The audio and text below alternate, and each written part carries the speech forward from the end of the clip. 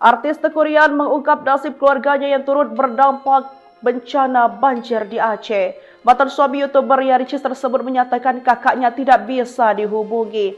Selain itu, Ayah Mona juga memberitahu warganet bila rumah di Aceh sudah sepi karena terendam banjir. Pada Kamis 27 November 2025 kemarin, Teuku Ryan menyatakan tidak bisa menghubungi saudaranya yang tinggal di wilayah tersebut. Kuala Simpang, 26 November. Sekarang kakakku nggak ada kabar lagi. Surut airnya ya Rob, amin, ujar Teuku Ryan dalam caption tersebut. Selain itu, Ryan juga menunjukkan foto yang memperlihatkan kondisi rumahnya di Aceh ikut terendam banjir. Ya Allah, Allahu Akbar, mudahkanlah kita semua bisa melewatkan musibah ini, tulisnya lagi.